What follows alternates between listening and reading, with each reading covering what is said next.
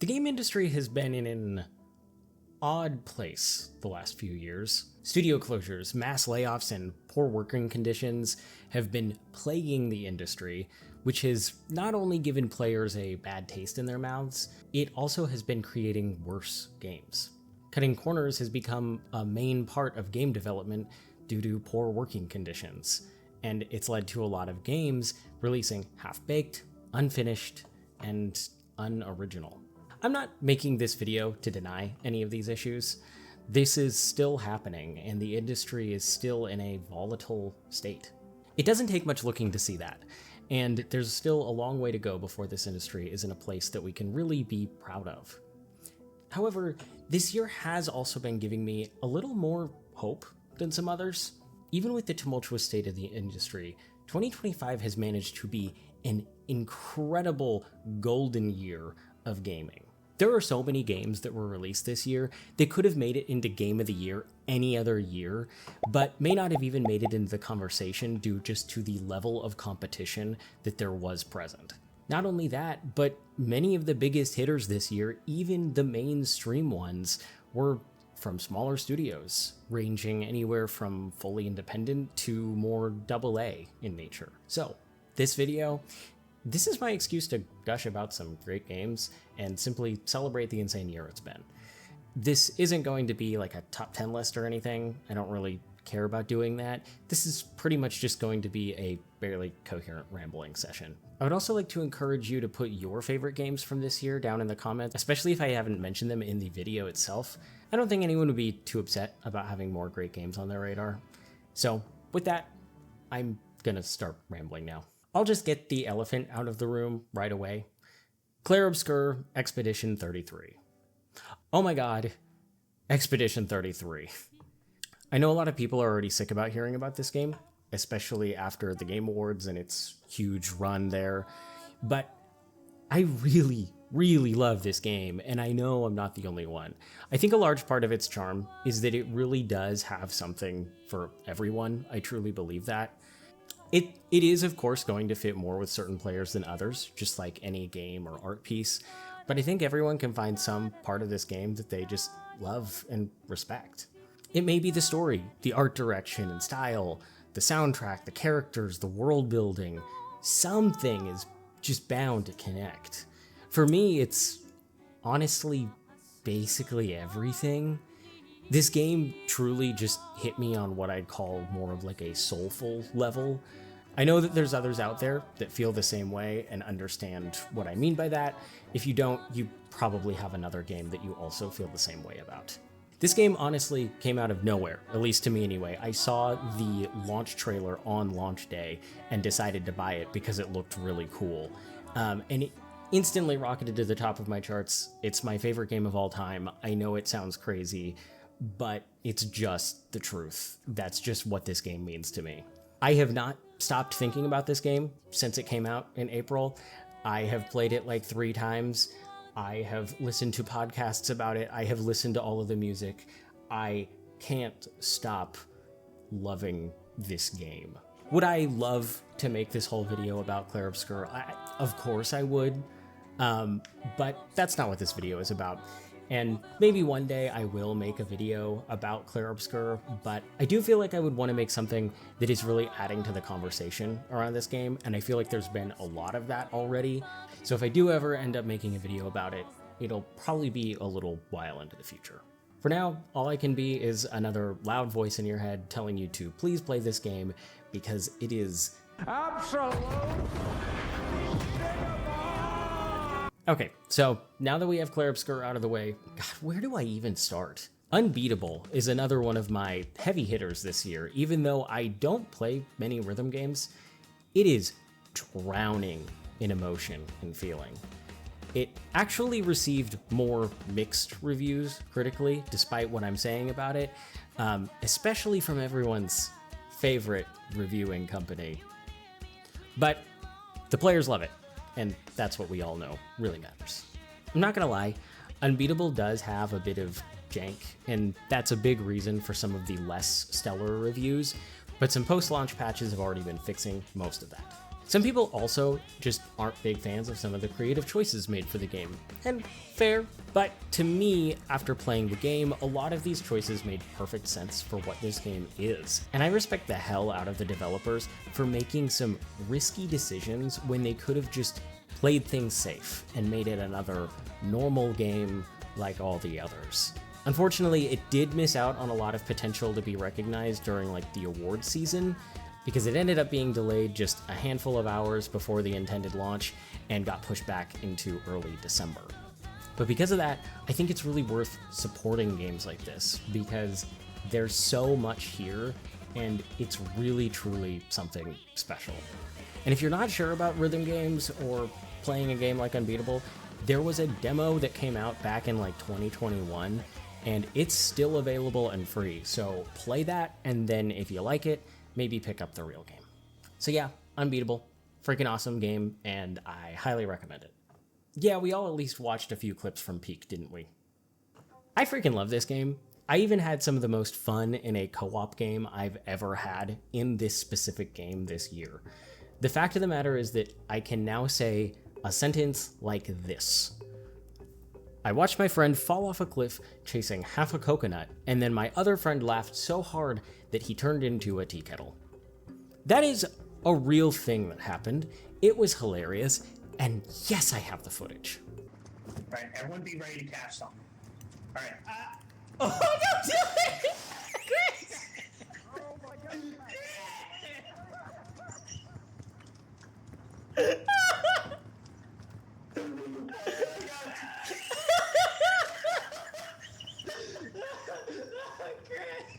Oh God. Chris! Straight in his leg for the coconut. Are you alive down there? I don't think there's much else to say about this one, in all honesty. It's just a really fun game. A lot of games brought tears to my eyes this year, but Peak was the only one that I was crying because I was laughing so hard. Peak is Peak. It's as simple as that. This is one that a specific group of people are probably going to know about and probably will all agree that it's a sleeper hit for the entire year, but not many others might know about it. Goodnight Universe. You probably maybe have heard of the game before your eyes, especially because it ended up getting a mobile port with Netflix. If you haven't, it's a game you control by blinking your eyes. It's super cool and was developed by Goodbye World Games and published by Skybound Games. For the comic book people out there, yes, it is that Skybound. Goodnight Universe is another title from these developers and continues to expand on the gameplay created by Before Your Eyes. Only this time you use more of your face and head to control the game, and it utilizes things like expressions, blinks, and rotating your head. It's just really, really cool, and it genuinely makes you feel like you kind of have superpowers. I really think it's a cool way of experimenting with gameplay that we don't really see that often, and was, in my opinion, even more immersive than a lot of like VR games that I've played. The story is excellent. If you've played Before Your Eyes, then you already know what to expect with the story, and they met the bar. A certain Metroidvania released this year.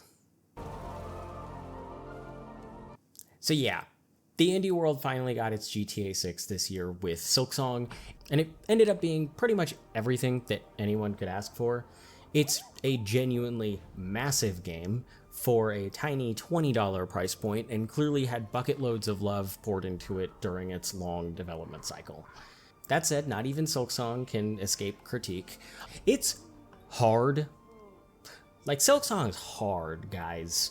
I did enjoy my playthrough overall. My experience was fun, but it was pretty draining as well.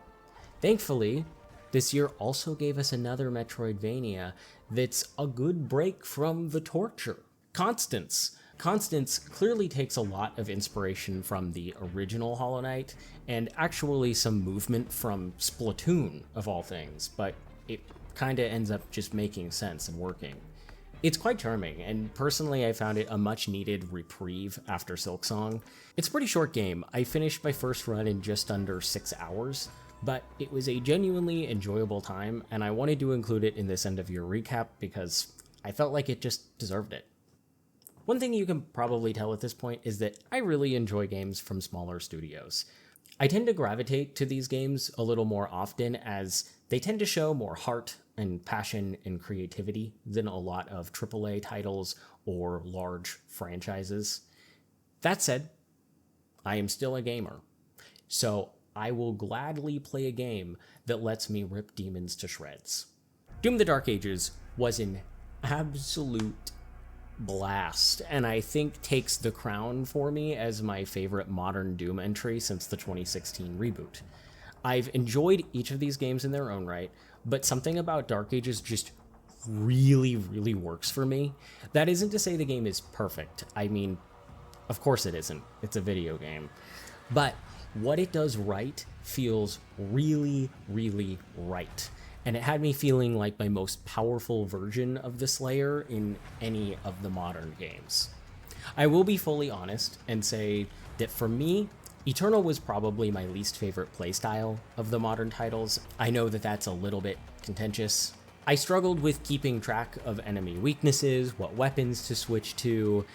It could really just feel overwhelming for me and kick me out of the flow state very easily.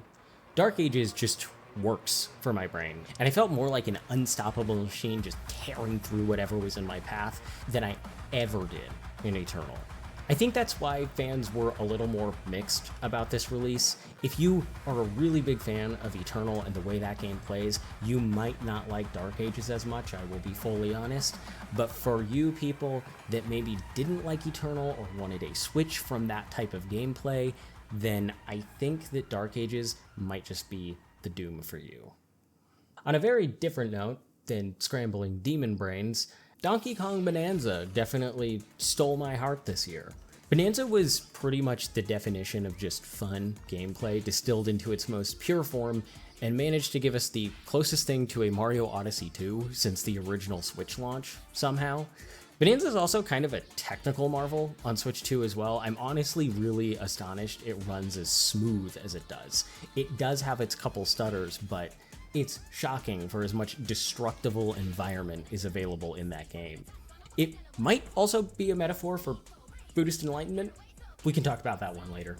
It's really a great game, and if you're able to afford a Switch 2 or want to buy a Switch 2, then this is definitely the frontrunner title I'd recommend. Okay, I've made it to a point in the video where I think I can just kind of start speedrunning through the rest because this year has been a little insane and there's still more to cover, so I just want to get through the video now. Play and Roger. I won't really say much beyond the fact that this is a really, really good puzzle narrative game that takes about only an hour to complete. If you like games that are best summed up as experiences, then I highly recommend it. Another game that seemed to pass a lot of people by is The Reward of Cherishment and Eternity, which was released on PS5 back in January. Similar to Unbeatable, this game may not be entirely perfect, but it's oozing with style and substance, and it was personally a very memorable experience for me this year. And currently, I'm in the middle of playing through Skate Story. I've been looking forward to this game since I saw a trailer over a year ago, and I'm happy to say it plays as good as it looks. There's something about Skate Story that feels very unique and personal, and I found it was a world I just couldn't help but get myself dragged into more. It's just another last minute hit on a crazy year. I finished it, and it was very good. So, this is the point of the video where you can get mad at me because there's a lot I haven't gotten to yet. This year has been just genuinely insane, the amount of games that there are to play, and I haven't had time to play them all. So these are the games that I maybe haven't played yet, but are still huge releases. KCD2 is raved by everyone that plays it, and honestly looks like a really great RPG that I really want to play. Hades 2 came out, and okay, admission time. I actually just played the first Hades this year. I'm sorry. I was exceptionally late to that one, and I would like to humbly apologize because, God, that game is so fun. But I'm proud to say I already bought Hades 2, and I am planning on playing it very soon. Blueprints was yet another massive indie release that I've yet to get to, and I'm also really excited to play Death Howl, which is a very interesting looking game that just came out this month. It looks really great, and I'm really excited to get into that one as well. My PlayStation is currently sitting in the corner, crying from neglect. I barely used this thing this year, but maybe next year it's gonna get some more use because I still have Death Stranding 2 to get to, and Ghost of Yotei, and there's probably going to be more that's coming out that I'm honestly totally forgetting about. Oh god, I almost completely forgot about Dispatch. Another one I desperately need to play. Thankfully, I think I can save money on this one since I have a friend of mine that wants me to play it and will probably buy it for me for the holidays. Thanks, Kyle. He did buy it for me, and I already played half the game in one session. It's very good. Yay.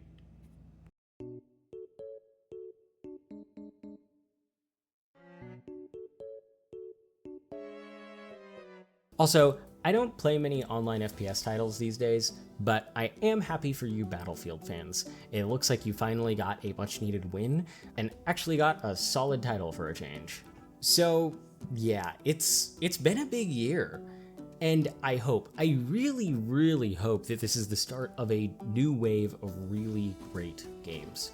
2026 already looks like it may have some big hitters on the way. I'm super excited for Saros, Control Resonance. There's some big stuff, and hopefully maybe the industry will continue trending towards games made by smaller studios with cohesive visions. If that's the case, I don't know, we might be seeing the beginning of a really great era of gaming. We just really need to get it stabilized. Also, side note, we're getting Hytale next year. I thought that game was dead years ago. I thought it was dust in the wind, but apparently it's coming out in January in early access, so that's nuts. I am cautiously optimistic about the future of gaming. There's obviously no guarantees as to what exactly is to come, but if we as players continue supporting the games that we really love, supporting games with originality, vision, heart, then we might just be able to start setting a new standard for the industry that has been lacking for many, many years. To anyone that's made it this far, I hope you have a great holiday season, and I'll see you next year. Hopefully, a lot more often than in this one. Until then, go boop a snoot. I would go grab my cat behind me, but he's sleeping and I don't feel like bugging him.